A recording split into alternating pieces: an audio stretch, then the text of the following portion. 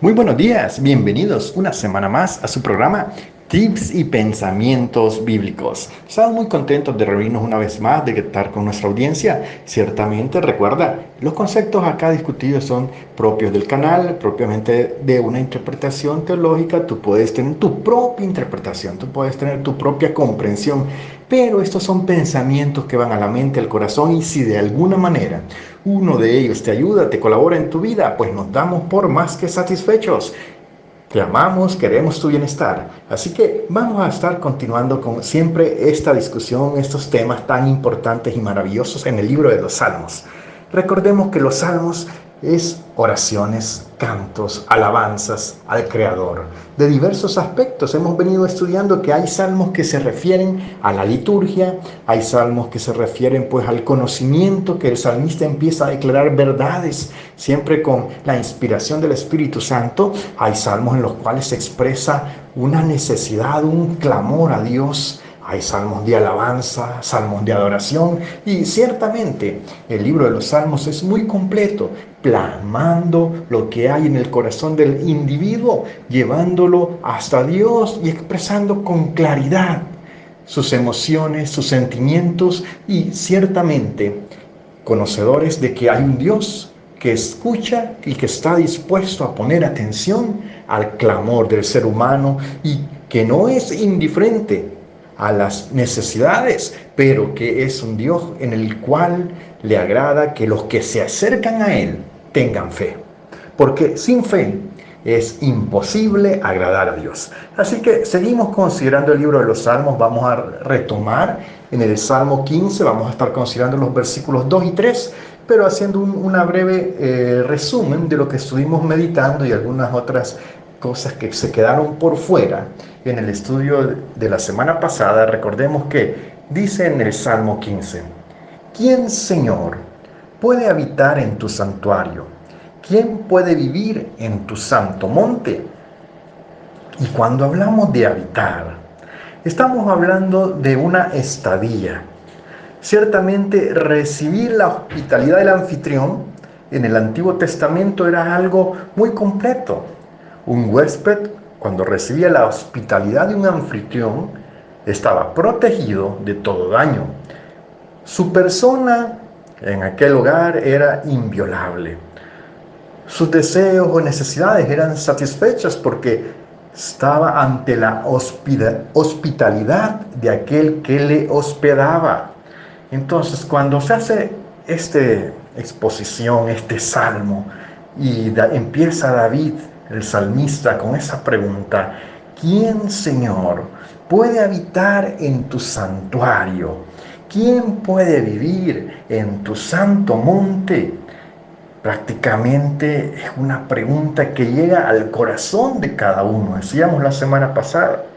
Y es que el salmista, incluso por el énfasis de estar en comunión con Dios, en la presencia de Dios, en la cual era la cuestión de la pregunta, hace un énfasis, una repetición, porque ¿quién, Señor, puede habitar en tu santuario? ¿Quién puede vivir en tu santo monte? Utiliza la técnica hebrea del énfasis por medio de la repetición. Y ciertamente, decíamos en el versículo 2, que estudiábamos la semana pasada, donde empieza una respuesta y dice: solo el de conducta intachable, que practica la justicia y de corazón dice la verdad. Y recordamos de que la semana pasada estuvimos ocupando la Reina Valera 1960 y ahora he citado la NBI, y vemos por ello que intachable es sinónimo de una persona íntegra. Y estuvimos hablando mucho de la integridad. Pues bien, también estuvimos hablando mucho de lo que es la justicia. Esta ocasión, esta semana, sigamos retomando el concepto de justicia. Y luego vamos a adelantar al versículo 3, pero hablando de la justicia en su concepto amplio implica luchar contra el pragmatismo de los diferentes grupos sociales. ¿A qué nos referimos con esto? Es que el hecho que a causa de la naturaleza caída, Los diferentes grupos que conforman nuestra sociedad hoy en día velan por sus propios intereses. Estamos señalando, estamos criticando en ningún momento, porque todos hemos sido víctimas de esta naturaleza caída que trajo el pecado. Cuando entró al mundo, el pecado contaminó todo. Y el efecto propiamente, después de que pecó Adán y Eva, es que cada uno de nosotros hemos de morir. Y ciertamente también hemos dicho en otros estudios del libro de los Salmos que a causa que se contaminó todo, incluso nuestros sentidos y nuestra percepción de la realidad se contaminó. Y muchas veces nuestros sentimientos nos llevan a tener una impresión de la realidad equivocada. Más aún nuestros sentidos espirituales que estaban hechos para comprender una realidad espiritual y estar en comunión con Dios, también fueron estorbados a causa del pecado. Es por ello que en su amor, en su provisión, Dios envió a Jesús, su Hijo, para darnos la oportunidad de retomar ese regalo nuevamente. Pero ciertamente, las sociedades y los grupos que se mueven a lo largo de la historia en nuestras sociedades han experimentado el conflicto existente entre lo que le agrada a Dios, lo que sabemos que es bueno, y lo que va a beneficiar nuestros propios intereses.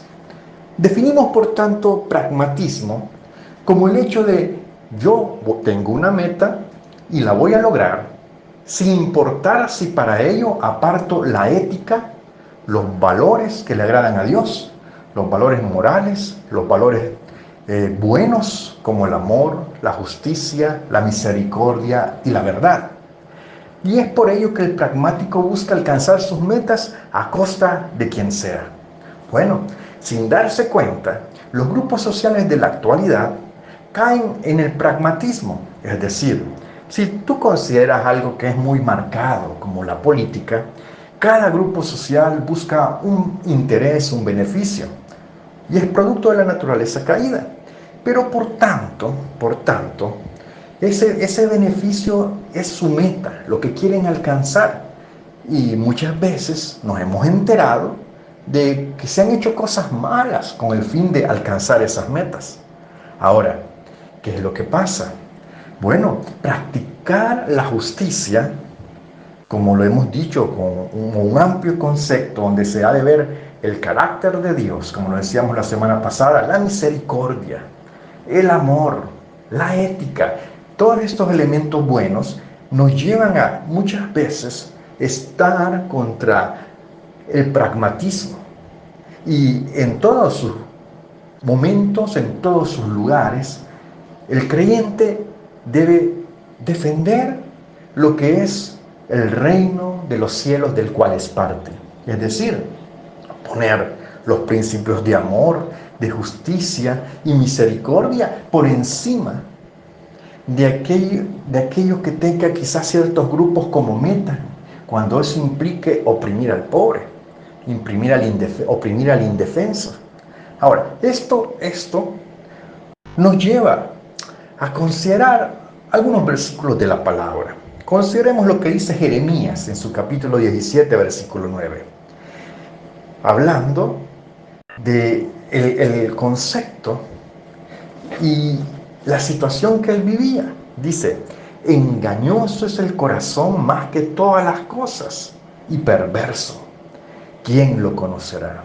Es decir, el corazón, donde estaban las emociones, sentimientos, donde están los deseos, es decir, se contaminó a causa del pecado. Y es por eso que no pudimos confiarnos en nuestros propios anhelos o deseos, porque el hecho que anhelemos algo fervientemente no significa que debemos de hacer lo que sea para lograr una meta. Recuerda lo que dice la palabra, hablando siempre de lo que es la justicia.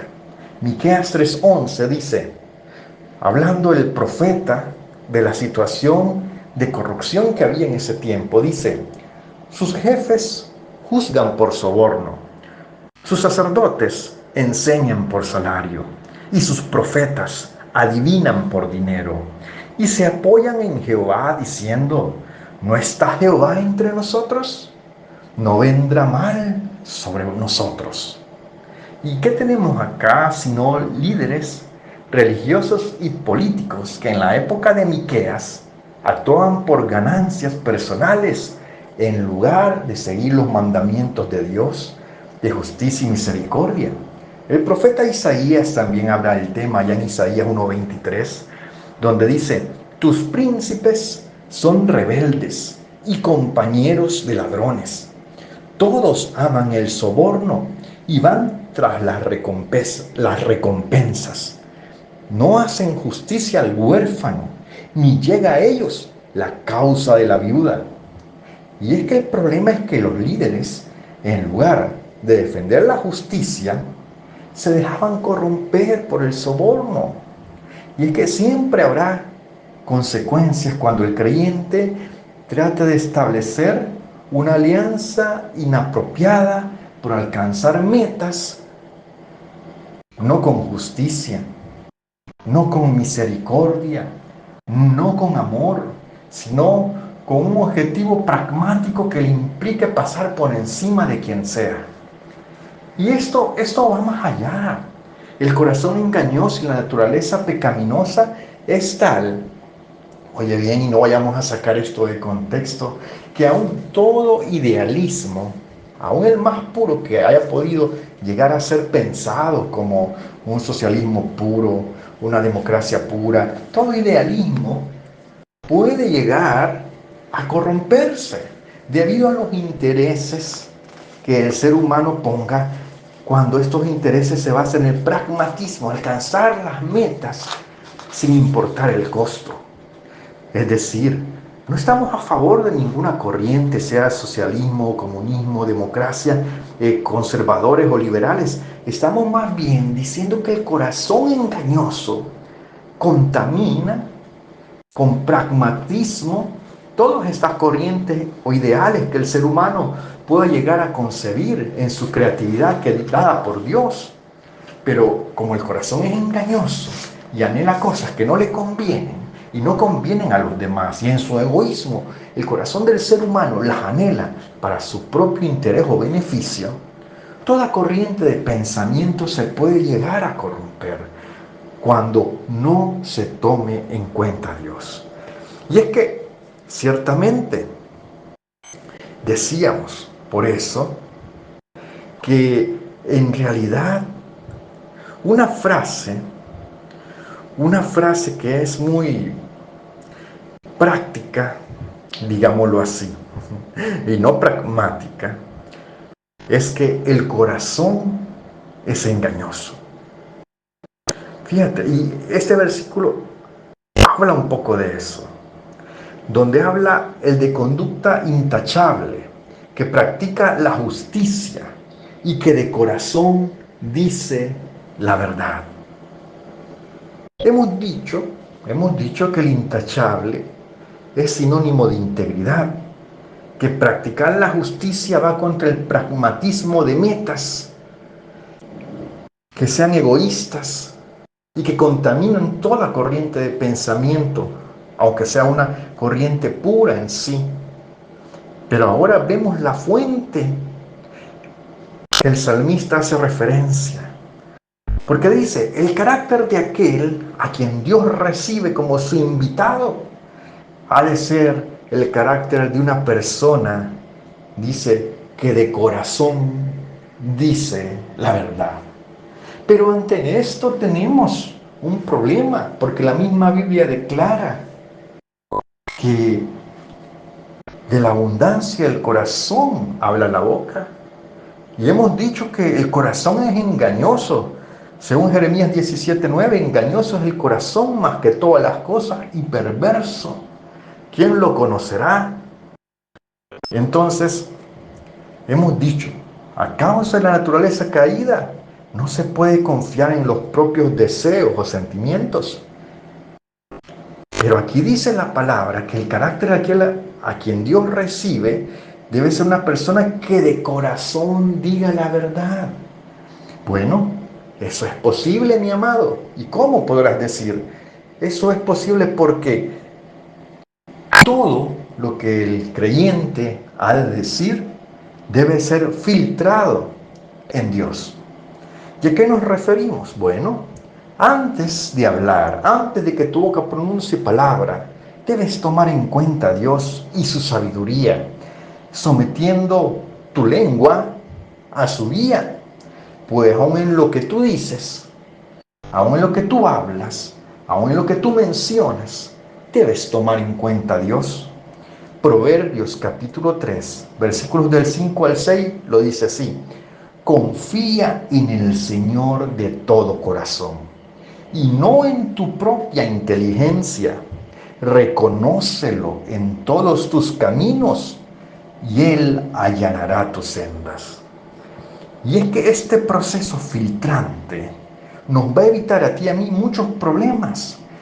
Si lo ponemos por obra, será una gran bendición, pues créeme, se ha hecho más daño a la iglesia y su obra por el chisme, la crítica y la calumnia que por muchos otros pecados. Porque ciertamente el chisme, la crítica y la calumnia también son pecados. Y la Biblia dice que los chismosos no heredarán el reino de los cielos. Ahora bien, fíjate en lo que continúa con la idea el salmista en el versículo 3. El que no calumnia con la lengua, que no le hace mal a su prójimo, ni le acarrea desgracia a su vecino. ¿Nos es posible decir que una vida recta y justa se conoce por la forma en que alguien habla? Mateo 12:34, Jesús lo dijo así: porque de la abundancia del corazón habla la boca. Cuando tú filtras tu corazón y tu lengua ante Dios, es conociendo su palabra, es tomándole en cuenta en tus oraciones, pedirle guía, que guíe tu lengua. Y de esa manera, tú tomas en cuenta a Dios y filtras tu corazón y tu lengua delante de Dios. Porque ciertamente, aquí el salmista habla de la calumnia. El teólogo Adam Clarke tiene algo que decir referente a la calumnia. Y tomaré dos de sus citas, dejando la tercera, que es muy fuerte porque menciona un animal que se llama perro.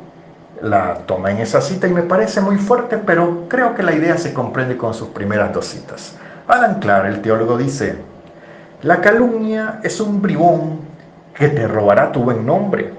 Es un cobarde, cita después, que hablará de ti en tu ausencia lo que no se ha atrevido a hacer en tu presencia.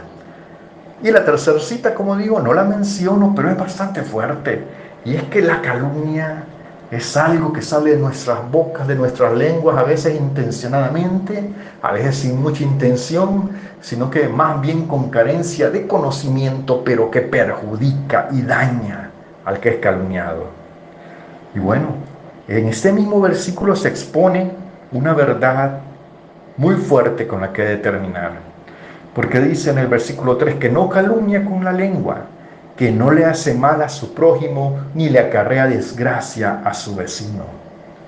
Entonces, hemos de decir que es imposible, ante esta cita, agradar a Dios solo con una aparente piedad o una fe aparente, porque ésta puede llegar a engañar a los hombres, pero no a Dios. El salmista, David, daba su lugar a las obligaciones religiosas, de liturgia. Lo vemos organizando los cantores, lo vemos organizando muchas actividades en el templo. Pero el salmista sabía que estas estaban incompletas y se volvían inútiles actividades religiosas si no había un corazón humillado delante de la presencia de Dios. Ahora, una piedad práctica implica ser buenos, ser honestos y honorables con los vecinos y amigos, es decir, con nuestros prójimos. En otra oportunidad tomaremos toda la cita y discutiremos quién es nuestro prójimo, como lo hizo Jesús. Pero he de citar a Jesús en Mateo 5:44 diciendo: Pero yo les digo, amen a sus enemigos y oren por quienes los persiguen. Es decir, Jesús elevó aún más este concepto porque el salmista decía que no le hace mal a su prójimo ni le acarrea desgracia a su vecino. Pero Jesús incluía, incluso si este prójimo o este vecino es tu enemigo, tú debes al menos buscar su bien y orar por él. Esto nos revela que nuestro trato a los demás no es discutible ni depende de cómo los otros nos traten. Dice la palabra que no les debemos hacer mal, pues de hecho buscaremos su bien y aunque no quieran recibirlo, lo haremos con nuestras secretas oraciones en el lugar secreto. Y algún día eso habrá de tener recompensa y pueden salvarse las almas. Por tanto, termino diciendo, como creyentes estamos llamados a vivir de forma contracultural muchas veces, porque hemos de demostrar el amor de Dios en todas las circunstancias, dejando de lado el rencor, el odio y la venganza. Y hasta aquí nos vamos quedando en esta oportunidad, en esta reflexión con estos 2 versículos, pero espero que hayan sido de bendición, que los tomemos en cuenta para agradar y honrar a Dios, estos pensamientos. Y te digo a ti que quizás en este momento estás con una situación difícil, con una prueba, una dificultad.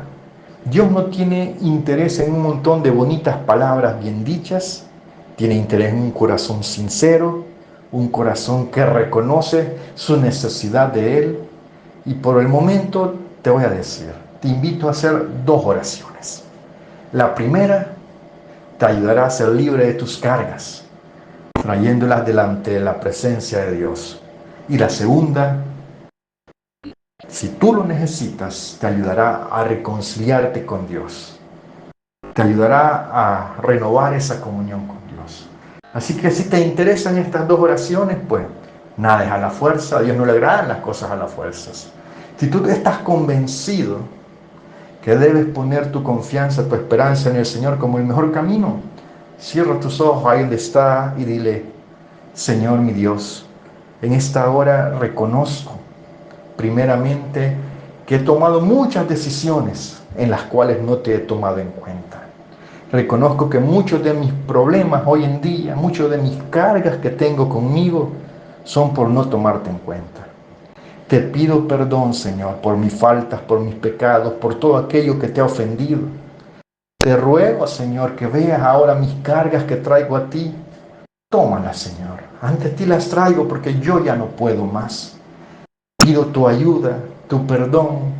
Pido tu infinita misericordia para conmigo y que me des la fuerza y la capacidad para poner mi vida en ti, para anclar mi vida en ti, para rendir a ti mis cargas cada día, Señor, y poder hacer así tener la paz tan anhelada.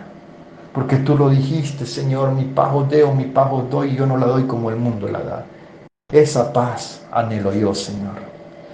Y también, Señor, reconozco mis pecados y te pido perdón. Reconozco que el Padre envió al Hijo como el Cordero de Dios que quita el pecado del mundo para darme el regalo de la salvación.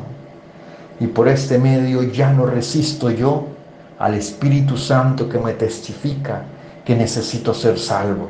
Reconozco mi pecado, mi necedad, y te pido, Señor, que me perdones, que me salves de la condenación eterna, que perdones mis pecados y me limpies. Reconozco que he hecho mucho mal, pero a partir de hoy, Señor, quiero que tú me guíes y quiero que, aunque los hombres se acuerden, quiero estar en paz contigo y saber que tú me has perdonado. Aunque tenga que enfrentar las consecuencias de mi pecado y mi mal vivir, quiero levantarme y empezar un cambio de tu mano. Quiero poder buscarte, orar a ti y recibir esa guía de lo alto para cómo vivir, cómo congregarme, cómo alabarte. Quiero que hoy sea el día en que empieza una comunión hermosa entre tú y yo, no por mis méritos, sino por la fe que hoy pongo en aquel que hizo todos los méritos, en Jesús, el Hijo de Dios. Sé tú mi Señor, sé tú mi Salvador a partir de hoy, Jesús. Te lo ruego, te lo suplico y te doy las gracias, Señor, por esta oportunidad que me han dado. Gracias, porque a partir de hoy soy salvo. Amén.